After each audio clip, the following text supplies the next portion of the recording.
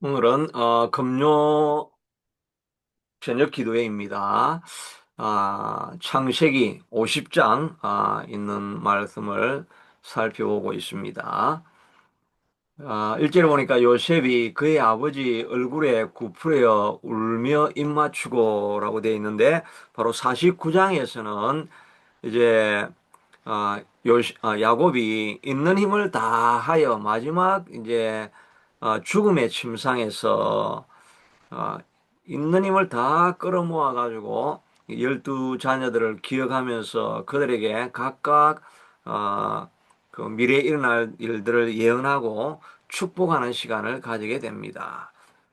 그리고 나서 이제 숨을 거두고 하늘나라로 이제 올라가게 된 거죠. 그러니까 그 장례하는 자리에 이제 요셉이 그때 야곱의 나이는 이제 147세였고, 요셉이 그의 아버지 얼굴에 굽으려 울며 입맞추고, 그리고 나서 이제 이 향을 몸에 향을 처리함에 그대로 하되 그것이 40일이나 걸렸다라고 이야기합니다. 향으로 처리하는 데는 이날수가 걸림이다라고 이야기하는데, 지금 뭐 우리가 알고 있는 그 미라를 만드는 그런 과정이죠. 아마 일반 사람들은 아마 미라를 만들지 않았겠죠. 고귀한 사람들, 또, 좀, 그, 고위층에 있는 이런 사람들은 아마 미라를 만들었지 않을까 싶은데, 미라를 만들기 위해서는 그 안에 내장을 긁어내야 되죠. 긁어내고, 내도 긁어내고 다 그런 과정을 하고 껍질만 이제 남겨놓죠. 그래야 썩지 않는데, 이 소금을 이렇게 발랐다고 합니다. 소금을 발라가지고, 그 쉽게 말하면 이제 그 소금을 바르고 이렇게 해서 이제 수액을 다 뽑아내게 된다고 합니다. 수액을 다 뽑아내고 그냥 딱 살만 남아 있는 거. 뭐 지금 우리 이야기로 하면 뭐 여기로 이야기하면 절기 같은 거죠. 육포만 남아 있는 뭐 그런 상태입니다. 그래야 이제 부패가 안 되니까 뭐 그래서 소금으로 절이고 이러면서 그런 과정이 이제 한 40일 정도 걸리고, 그리고 나서 또 30일 정도 곡을 더 하고, 그러니까 70일. 보통 이제 애국 사람들에게 또 고위직 인사들에게 이런 이제 시간을 걸려서 곡을 하게 되니까 정말 70일이면 2달 10일 정도 되죠. 그냥 굉장히 오래. 그래서 어떻게 생각해 보면 우리나라는 3년제를 지냈다고 하지 않습니까? 뭐 부모 묘 옆에서 옛날에 1년입니까? 뭐, 거기서 뭐 옆에서 1년 동안 그 텐트를 치고 지냈다. 그런 우리 기록들도 있고 하는 걸 보면, 고대에는 뭐 그럴 수도 있었겠다는 생각이 들기도 한데, 하여튼 70일이라는 거는 정말 긴 시간이죠. 긴 시간 곡을 하고, 그 다음에 또 이제 그 가나안 땅으로 들어가서 막벨라 굴에 들어가기 전에 그 아낫이라고 하는 그 타작 마당에서 또 7일 동안 큰 소리로 곡을 하고, 그리고 나서 이제 막벨라 굴에 안장을 하게 되는 그런 과정입니다. 정말 이 77일에 걸려가지고 곡을 한 기간만 77일간을 걸려가지고 이제 매장을 하고 이제 부모님을 떠나보내게 되는 그런 과정이죠. 이런 게 이 애도의 과정이죠. 뭐 이렇게까지 할 필요가 있겠나 생각하는데, 그런 과정들이 뭐 길든지 짧든지 간에 우리가 애도하는 과정을 이제 지나가야 됩니다. 우리는 뭐 예수 믿는 사람이니까 뭐 죽으면 천국 가는데 뭐 그렇게 슬퍼하냐. 물론 정말 뭐 김한란 박사님 같은 경우는 자기가 유언을 하면서 죽기 전에 내가 죽으면 절대 찬송을 부르지 말고 찬송, 천국 가는 환송식으로 나를 보내달라. 그래서 모든 장례 예식에 그냥 축하와 기쁨의 찬송을 불러달라. 뭐 그렇게 하라고 이렇게 가신 분도 있기도 하신데, 여하튼 그거 찬송하는 것도 애도하는 것이고, 이렇게 애도하는 과정들이 좀 있어야 그 이제 마음의 이별을 할 수 있는 준비를 시키는 거죠. 그냥 아무 그 애도도 없이 그렇게 되는 경우도 있어요. 어떤 사람은 그냥 아이고, 예수 믿으면 천국 가는데 슬퍼하면 안 되지 이러면서 슬퍼하지 않게 됩니다. 그러면은 인간적인 정이 남아 있어가지고 그 이별할 때의 아픔 이런 것들이 남아 있는데, 그게 애도를 통해 가지고 풀어내지 않으니까 그게 마음에 이제 오래 계속 남아 있는 겁니다. 어, 저도 이렇게 아버님 장례할 때 못 가보고, 이제 그 전에, 돌아가기 전에, 돌아가시기 전에 2주 동안 뭐 잠깐 뵙고, 뭐 이러면서 그 좀, 보내시는 것을 실감하지 못하고 있으니까, 이게 뭐 이제 이게 모든 게 단절이 됐는지 안 됐는지 뭐 그런, 이게 뭐 흐릿하게 되어져 있어서, 마음에 뭐 하여튼 좀 이렇게 남아있는 것들이 좀 있게 되죠. 그래서 뭐 그리스도인이지만 이런 애도하는 과정을 지나가야 정말 이게 이별을 하고 새로운 시작을 할 수 있기 위해서 그런 게 꼭 필요하죠. 다윗도 자기 바세바를 보면서 난 아들이 고통하고 있을 때 회개한다고 하면서 하나님 나는 회개했습니다. 이렇게 끝난 게 아니고 그 자기 죄에 대해서 애도하면서 일주일을 금식하고 밤새도록 기도하고 그렇게 하면서 자기의 죄를 막 더 많이 돌아보고 하면서 애통하는 눈물을 흘리고 이러면서 진짜 자기의 죄에서 이게 결별을 하게 되는 거죠. 이제 그렇게 하지 않고 그냥 죄를 지었지만 예수님 앞에 나와가 예수님 뭐 십자가 지셨으니까 내 죄 용서됐죠. 이러면서 나가면 그 죄책감은 계속해서 남아 있는 겁니다. 죄하고 결별이 된 건 아니죠.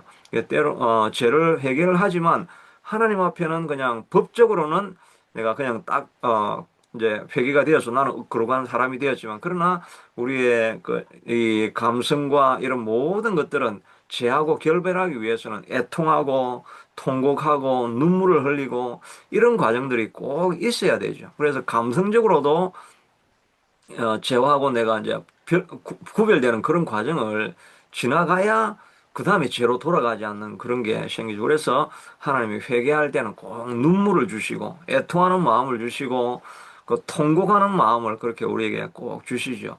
정말 죄가 우리 속에 성령님이 우리에게 죄를 비춰주시면 조그만 죄인데 그 죄가 그냥 가슴을 찢는 것처럼 아프게 느껴져 가지고 그것 때문에 고통하면서 이제 떼굴떼굴 구르면서 이렇게 기도하는 그런 과정들이 때로는 우리가 필요합니다.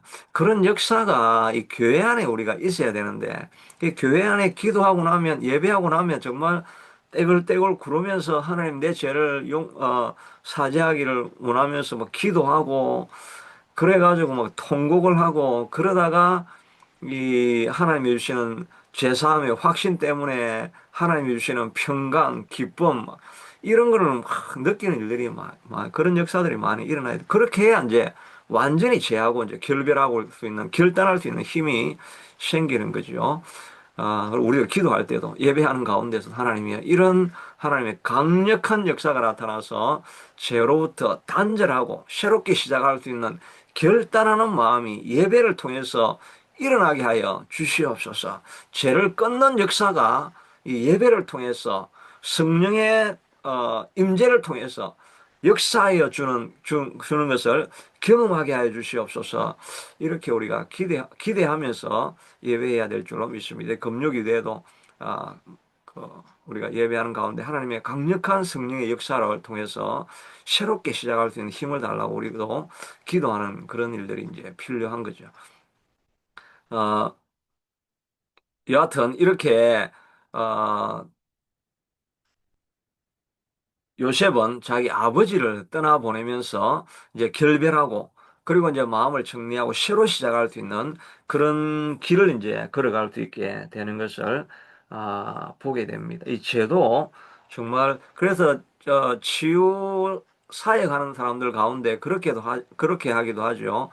자기에 있는 것들을 막 쏟아내라고 자기에 있는 것들을 쏟아내라고 이렇게 이야기를 하면서 또 죄를 고백하게 만들고 죄를 퍼블릭하게 이제 또 고백하게도 만들고 또 그리고 그 뭐 무언극 이런 걸 막 시켜가지고 그 제가 당하고 있을 때 자기가 고통당하고 있었을 때 하나님 어디 계셨습니까? 이렇게 하면 그 옛날 어린 시절로 돌아가가지고 학대받는 자기 모습을 그리게 하고 그때 예수님도 함께 계셨다는 것을 이제 기억나게 만들어 주어서 예수님이 그런 고통하는 과정들을 지나가게 하셨지만 그러나 그것이 하나님의 섭리 가운데 있는 일이었고 하나님이 함께하는 그런 일이었구나라는 것을 자기가 해석하기 시작할 때 그때 이제 내면적인 치유가 일어나게 되는 거죠. 뭐 그런 과정 없이도 성령님이 우리 마음 가운데 내적인 치유를 이렇게 부어주실 수 있지만 그걸 이제 심리적으로 이렇게 풀어서 심리 상담적으로 풀어서 할 때도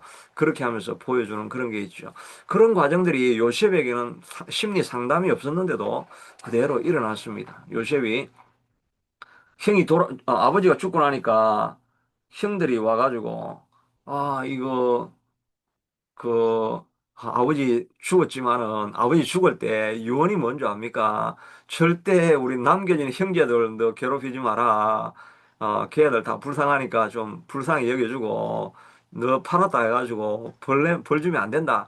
이 야곱이 그래 유언하고 죽었습니다. 요셉 아우님 이렇게 이야기를 하는 겁니다. 그렇게 하는 이야기를 할 때, 그 유명한 영감이 있는 이런 요셉이 고백을 하죠. 요셉이 그에게 이르되 두려워하지 마소서. 내가 하나님을 대신하리까. 당신들은 나를 헤아려 하였으나 하나님은 그것을 선으로 바꾸사 오늘과 같이 많은 백성의 생명을 구원하게 하시려 하셨나니 당신들은 두려워하지 마소서. 어, 그러니까 이 요셉의 마음에는 왜 형들이 나를 팔았느냐? 내가 뭐 형들이 나를 팔았지만 내가 용서해야지. 막 이빨을 깨물면서 내가 억울한 마음이 오고 내 속에서 막 무슨 보복하고 싶은 마음이 막 솟아나는데 그런데 내가 그래도 참아야지.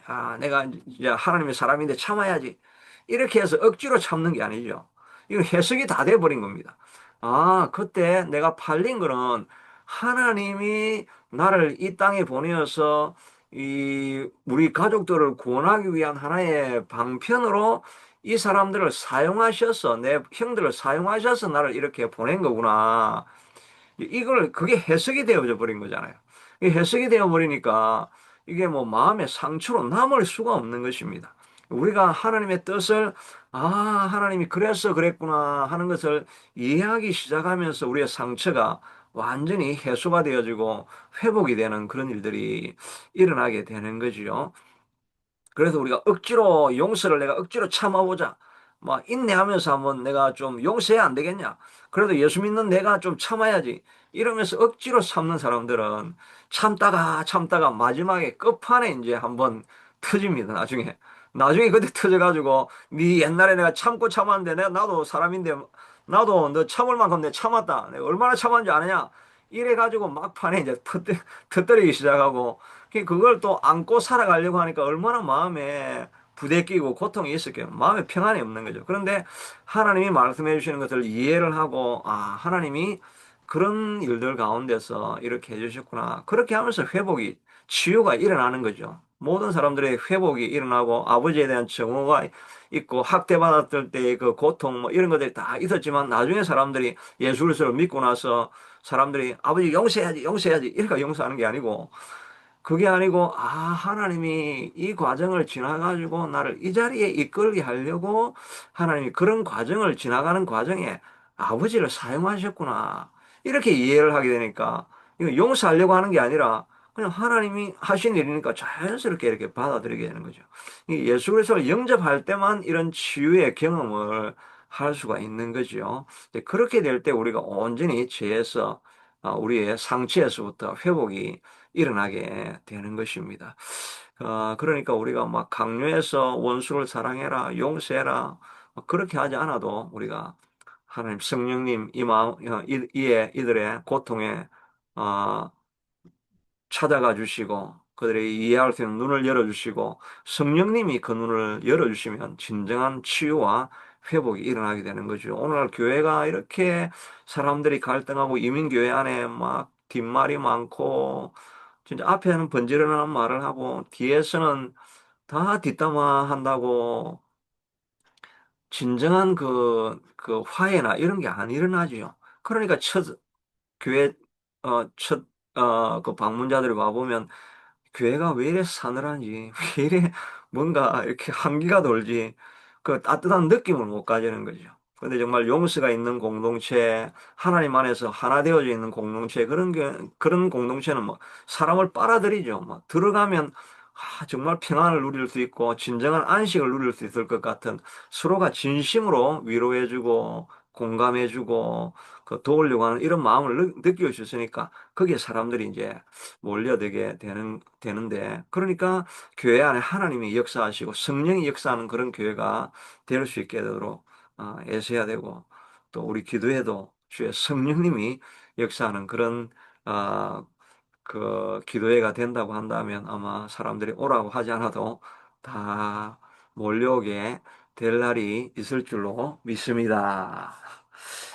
그래서 이제 5절 이후에 보면 이 이제 요셉이 유언을 남기는데 내가 죽거든 가나안 땅에 내가 파놓은 묘실에 나를 장사하라 하였나니 나로 올라가서 아버지를 하였나니 이렇게 그 야곱이 요셉에게 나로 맹세하게 하여 죽거든 가나안 땅에서 나를 장사하라 이런 유언을 남겼죠. 우리 나 죽거든이라는 나 죽거든이 아니고 나가거든이라는 그런 오페라입니까? 뭐지? 오페라가 아니고 노래하면서 연극하는 그게 오페라 맞죠? 그, 그 오페라 맞죠? 그 오페라 뭐 명성황후라는 그 오페라 있었죠. 거기에 나오는 유명한 노래가 나가거든 아닙니까? 나가거든. 그 내가 나가거든 나는 제목이 아유 그렇게 했는데 그게 무슨 내용인가 해가지고 오늘 가사를 내가 한번 찾아보니까 뭐 복잡하더라고요. 뭐 복잡하게 뭔지는 모르겠지만 하여튼 내가 이를 갈고 원한을 품고 있으면서 내가 나가 나가거든. 그래도 이렇게 슬프게 죽어도 나 행복했다고 좀 기억해 달라. 뭐 이런 거나 하여튼 내가 왜 이 땅에 내가 왜 이렇게 죽음을 당하는지 나는 잘 모르겠는데 그 내가 왜 여기 왔는지 나도 모르겠다 뭐 이렇게 하면서 하여튼 비장한 마음 원통한 마음 이제 일제에 죽는 뭐 이런 마음 아니겠습니까? 그러면서 나가거든 원통한 줄 내가 원통하다고 생각하지 말고 뭐 하여튼 이래 하면서 하여튼 원통하다는 거죠. 원통하다는 거. 내가 왜 외국인한테 죽어야 되냐. 그렇게 하는데 이 야곱은 죽을 때 그런 원통함이 아니라 나는 이제 내가 그렇게 기다리고 사모하던 본향으로 돌아간다. 그러니까 나를 이 애굽 땅에 묻어두지 말고 나는 그냥 나그네로 이 애굽 땅은 아무리 화려한 땅이라도 이 땅은 내가 머무는 땅, 영원히 거할 땅은 아니고 내 본향은 이 가나안 땅, 내 조상이 묻혀 있는 땅, 그리고 영원한 하늘나라다는 그런 마음을 이렇게 심겨주게, 그 마음을 가지고 마지막 유언을 하는 거죠. 우리도 이 본향을 사모하는 이런 마음을, 가지고 있어야 될 것이요. 그리고 죽을 때, 우리가, 나는 정말, 나를 위해서 슬퍼하지 말거라. 이보다 더 좋은 땅에 내가 가지 않느냐. 내가 본향을 향해서 나아가노라. 이러면서 아주 환하게 웃으면서 예수님이 내게 나와서 마중하러 오시는 것을 보라고 하면서 이렇게 우리가 죽어야 안 되겠습니까? 그렇게 죽을 자신이 있습니까? 그런데 그렇게 하면 전부 다 성도들이 아멘 이렇게 합니다. 근데 실제로는 그런 사람들이 많지 않죠. 그냥 죽을 때 되면 이 죽으면 내가 너무 겁나는데 내 이게 지금 그리고 또 우리 또 마지막 생각에 그런 사람 이야기하는 한 사람들 많지요. 이렇게 예수 믿고 잘 있다가 죽을 때쯤 내가 혹시 헛소리 안 할까 내가 너무 걱정이 된다. 그런 생각을 많이 하는데 저도 걱정이 참 많이 나도 이제 이게 마지막에 내가 헛소리 하면 어떻게 하지? 그런 생각이 지금 제가 참 많이 들 때가 많아요. 저 혼자서도 가끔 어떤 때는 저도 해야 되게 뭐 멘탈이 좀 문제가 좀 있어가지고 혼자 그 소리를 하면서 막 이렇게 뭐든 소리를 할 때가 있어요, 제가. 내만 그런가 다른 사람도 그런지는 모르겠는데 하여튼 혼자 있을 때는 내가 이제 이게 내 제정신에 내가 왜 이런 소리를 하고 있지 이렇게 할 때가 많은데 야 이건 나이 들어가지고 이 마지막에 또 그 소리 하면 이거 큰일인데 근데 사실 그게 사실은 정상이에요. 그게 정상적인 사람이에요. 막 기계적으로, 리글리, 율법적으로 나는 딱 그런 법칙이 되어 있으니까 나는 법칙대로 죽으면 천국 가게 되어 있으니까 뭐가 두렵냐? 이렇게 살아가는 사람은 그 사람은 감정이 없는 사람입니다. 그럼 기계가 되어버린 거예요. 기계가 되어버려가지고 그 사람이 온전하지 않은 사람이에요, 사실은. 누구나 바울도 그랬잖아요. 내가 혹시 와, 내 나이 들어가 이거 내가 헛소리 안 하겠나? 이래 가지고 내가 내 몸을 쳐서 나를 복종한다 그러잖아요. 혹시 내가 이렇게 나태하게 되다가 다른 사람 예수 믿고 해놔놓고 내가 혹시 엉뚱하게 되는 거 아니야?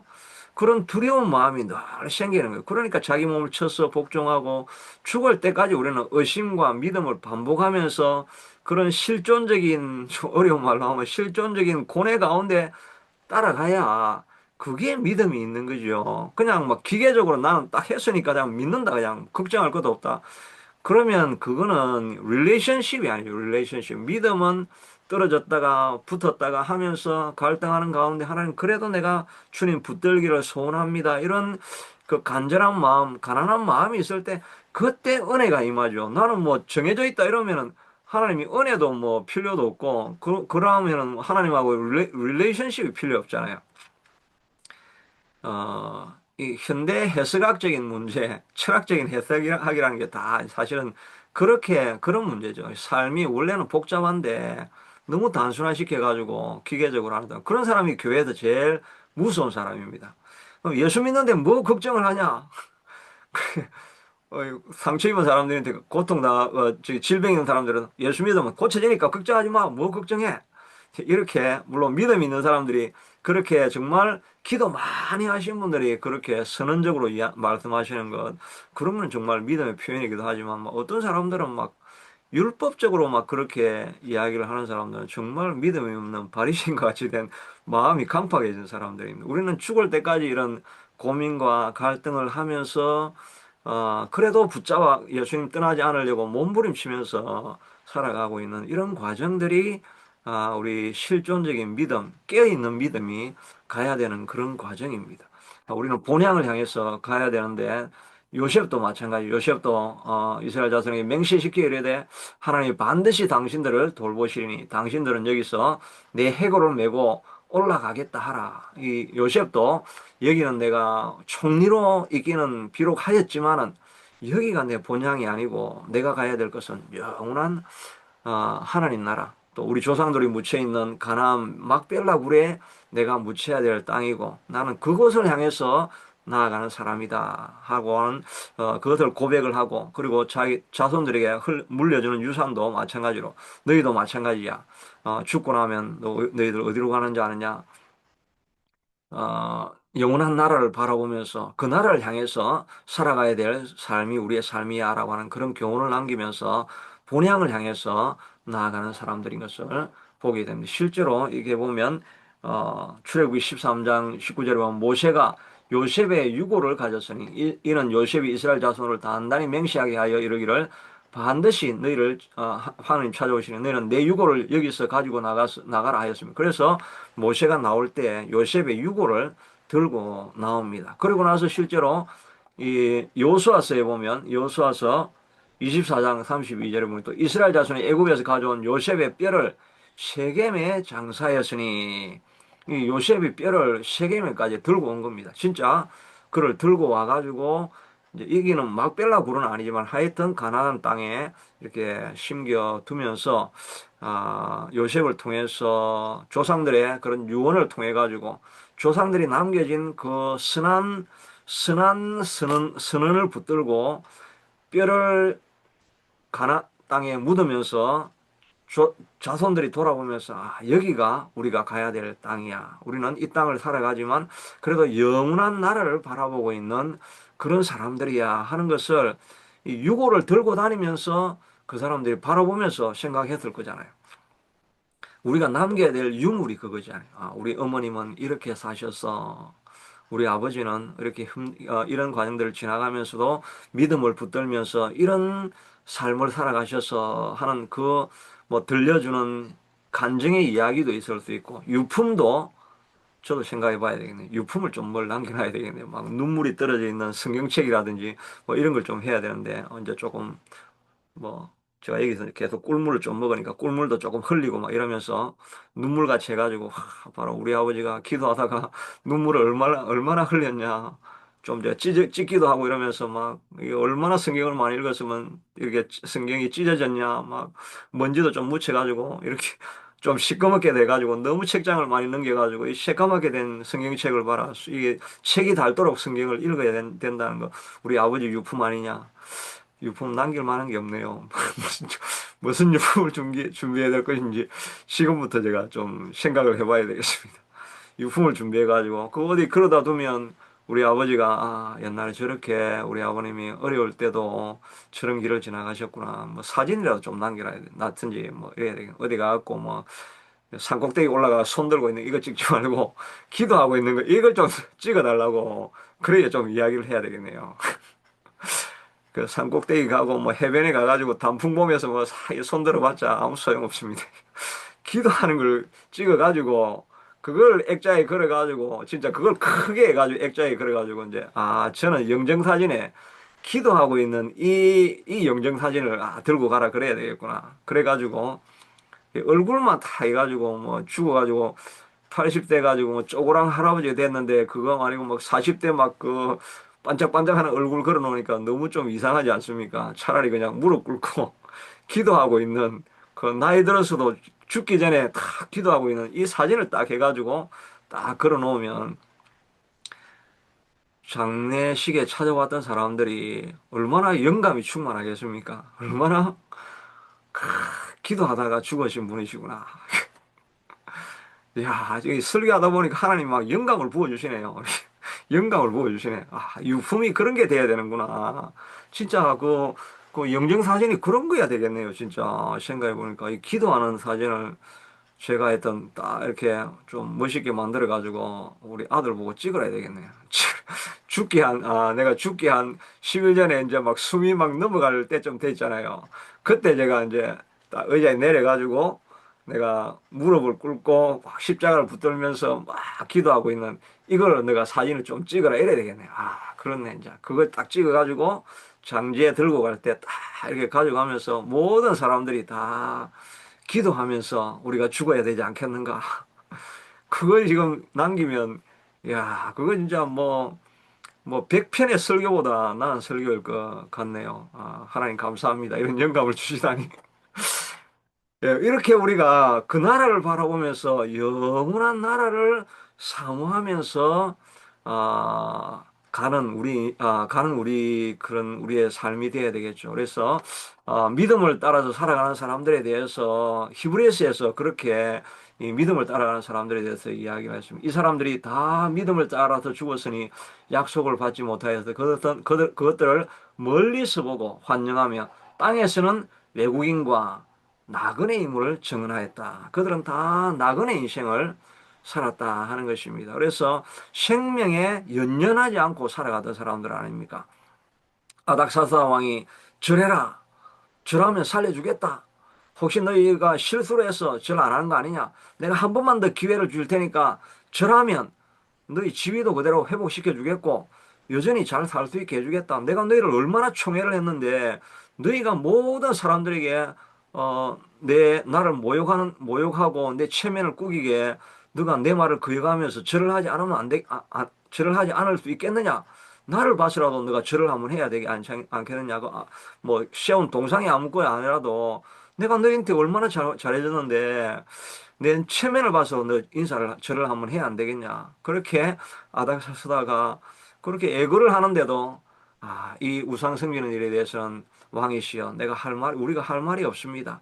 우리가 당신이 우리를 풀무불에 던져도 하나님 우리를 구원하실 것이고 혹시 구원하시지 않는다 할지라도 저는 이 우상에 절할 수가 없습니다. 그러니까 막 이 왕이 노발대발해가지고 그냥 풀무불을 7배나 더 높여라. 사실은 좀 불을 좀 연하게 해야 고통 중에서 타들어가면서 오래오래 고통을 겪을 건데 불을 7배나 뜨겁게 하면 가자마자 그냥 죽으니까 별로 재미가 없을 텐데 이 뭐 화가 나니까 그냥 제정신이 아닌 거예요. 7배나 높이를 해가지고 불을 태우고 들어갔는데 거기에 예수님이 같이 오셔서 그 사람들을 살려주지 않습니까? 나그네고 또 거류인으로 살아가기 때문에 그 바벨론의 총리, 바사의 총리 직분이 아무것도 아닌 것입니다. 그들은 본향을 향해서 나아가는 사람들은 이 땅에 연연하지 않습니다. 다니엘에게 너 절하지 않으면 다른 사람에게 기도하면 사자굴에 던진다. 그것을 조수가 지키는 줄로 알고도 방에 올라가서 여전히 하는 대로 이스라엘 편으로 향하여 난 창문을 열고 하늘을 하나님 향해서 감사하며 기도하였다가 사자굴에 떨어지지 않습니까? 본향을 알고 있기 때문에 우리가 영원히 가야 할 나라, 나를 지켜주시고 있는 하나님이 있다는 것을 알고 있기 때문에 이 세상에서의 삶과 죽음에 연연하지 않고 나아가는 사람들이 바로 본향을 향해서 나아가는 사람들인 것입니다. 그들이 이제는 더 나은 본향을 사모하니 곧 하늘에 있는 것이라. 이러므로 하나님이 그들의 하나님이라 일컬음을 받으심을 부끄러워하지 아니하시고 그들을 위하여 한 성을 예비하셨다. 우리가 그렇게 고백할 때 주님 저는 죽어도 주님 품에 가니까 너무나 감사할 뿐입니다 라고 할 때 하나님이 I'm so proud of you. 나는 너 때문에 너무나 자랑스럽다. 너가 너무너무 자랑스럽다. 이렇게 아무도 오지 않는 이 시간에 금요일 날 기도하고 있는 집사님, I'm so proud of you. God is telling you. God is telling you. I'm so proud of you. 나는 I'm so happy. I'm so pleased because of you. 당신 때문에 난 너무 내가 너무 황홀하고 고맙다. 이렇게 하나님이 말씀하시지 않겠습니까? 우리가 예수님 때문에 고난 당하면서 예수님 때문에 손해보기를 내가 결단하고 하는 그 한순간을 하나님께서 지켜보시면서 I'm so proud of you. 내가 너의 하나님인 것이 나는 너무너무 자랑스럽다. 그렇게 하나님께서 말씀하시지 않겠습니까? 근데 우리가 하나님이 정말 하나님의 프라이드가 되어야 되는데 우리가 아, we are born to be a pride of God. 하나님의 프라이드가 되어야 되는데 하나님의 이 쪽팔림이 되면 안 되겠죠. 이런 좀 상스러운 용어가 되는데 잘못하면 우리가 하나님의 쪽팔림이 되는 겁니다. 저 예수 믿는 죄 가지고 왜 저래죠? 우리도 안 그러는데 이거 쫀쫀하게 해서 예수 믿는 죄가 왜 저래?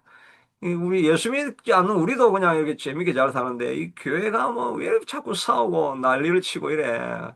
이 하나님의 쪽팔림이 되는 겁니다. 정말 우리가 하나님을 의식하고 살아간다고 한다면 내가 좀 손해를 봐도 하나님의 영광을 위하여 기부하고 살아가고 이럴 때 그때 하나님이 난 너 때문에 참 기쁘다. 이런 말을 할 수 있는 그런 신앙이 좀 됐으면 좋겠는데, 이 목사가 왜 그렇게 안 그런지 모르겠습니다. 좀 그런 사람이 될 수 있게 해달라고 좀 기도를 좀 많이 해주시길 바랍니다. 좀 거룩한 이 목사가 좀 될 수 있게 되도록 그렇게 해야 됩니다.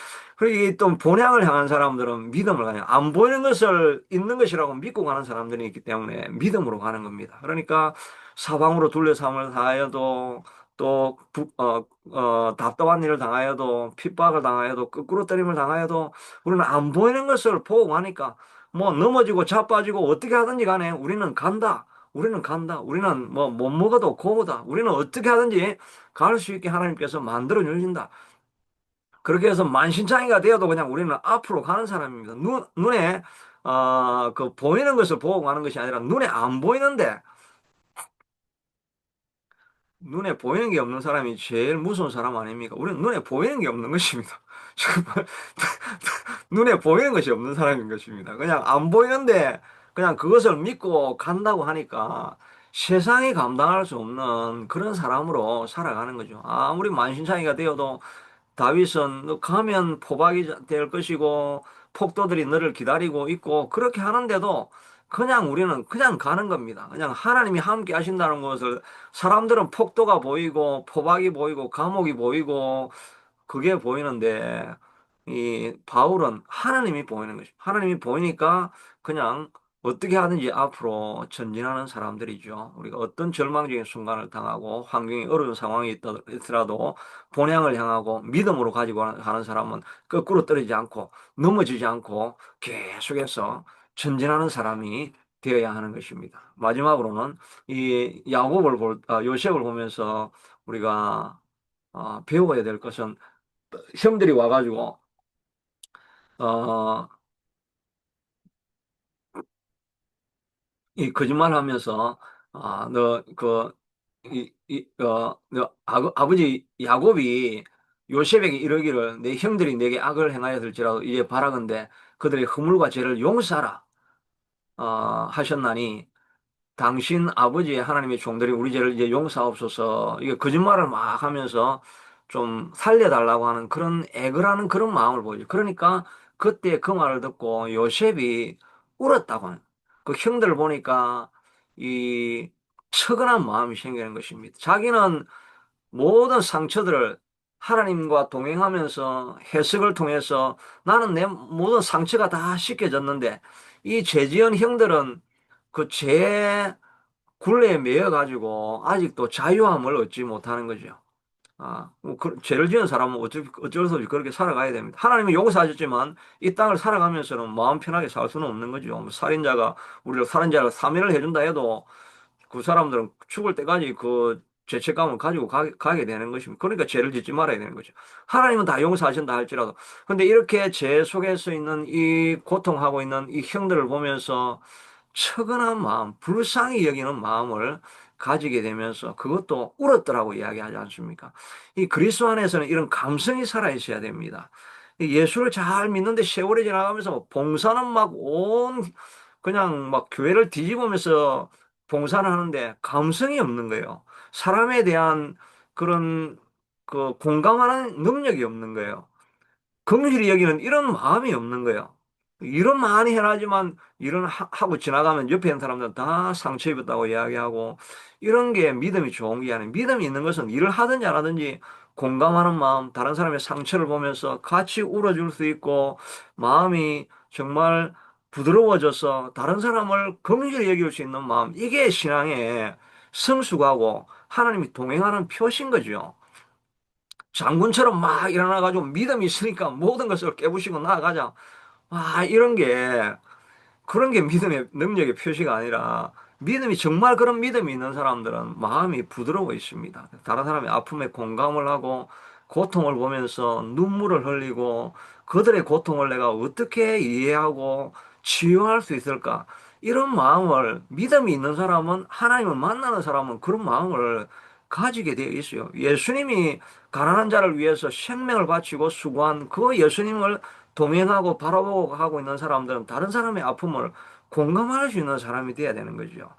세월이 지날수록 계속 우리 마음속에 눈물이 자꾸 많아요. 정말 깊은 영성을 가진 사람들은 눈물을 많이 흘리죠. 막 장군처럼 막 일어나가지고 막 나를 따르라 막 이렇게 하는 사람들이 뭐 이런 이론일지 모르지만 주변의 사람들이 다 다치는 사람 그런 사람이 아니라 공감할 수 있는 사람. 그 교회 안에는 자꾸 우는 사람들이 많아야 돼요. 교회 안은 자꾸 우는 사람들이 많아야 되는데 이 눈물이 교회 안에서 사라진 거예요. 우리가 60년대, 70년대 사람들이 다 교회 와서 곡을 하고 울고 그러면서 회복하고 하나님 주시는 평강을 누리니까 하나님만은 은혜가 있으니까 다른 사람을 긍휼히 여기고 다른 사람을 어떻게 교회로 데려올까라고 하는 그런 마음을 가지고 불쌍히 여기는 마음을 가지고 지나가니까 주변에 있는 사람들이 예수 믿는 사람 참 아름다운 삶을 산다. 정말 그 고운 마음을 가지고 산다. 이런 게 예수님 닮아가는 모습인데 요즘은 예수 믿는 사람들 어째 그래 깍쟁이가 많고 이렇게 지하철에 막 자리가 비어 있는데 자리가 비어 있으니까 막 어떤 아줌마가 뛰어와 가지고 막 엉덩이를 뒤로 밀어 가지고 딱 자리를 차지하면서 권사님 오세요. 여기 여기 같이 앉으세요. 그렇게 해가지고 주변에 있는 사람들이 다 권사님이 왜 저러나 교회 다니는 사람이 왜 저러나 그 하여튼 이 세월이 지날수록 우리의 마음에 눈물이 자꾸 많아져야 되는데 이런 눈물이 사라지는 것이 우리 영성이 사라지고 있는 그런 마음들이죠. 세월이 지날수록 우리의 마음 가운데 이런 부드러운 마음, 다른 사람을 공감할 수 있는 마음, 요셉과 같이 형들의 고통에 대해서 지금 나이가 이렇게 들었는데도 그 조그만 형들의 고통을 바라보면서 같이 울어줄 수 있고 애틋한 마음을 가질 수 있는 이 총리가 이렇게까지 작은 일에 뭐 연연할 필요가 없을 텐데 그 권세 많은 사람이 조그만 일에 그렇게 가슴 아파하면서 울어줄 수 있는 그런 영성이 있으니까 그러니까 하나님이 총리를 시키는 거죠. 이런 부드러운 마음, 정말 총리가 될 수 있는 마음, 하나님이 기뻐하시는 마음, I'm so proud of you. 하나님이 그렇게 고백하실 수 있는 그런 사람이 우리가 될 수 있게 되기를 바라고, 이 말씀을 우리 들으시는 분들도 그런 깊은 감동이 있는 그런 아름다운 울림을 주변에 남길 수 있는 그런 사람으로 우리가 성장해 갈 수 있게 되기를 축복합니다.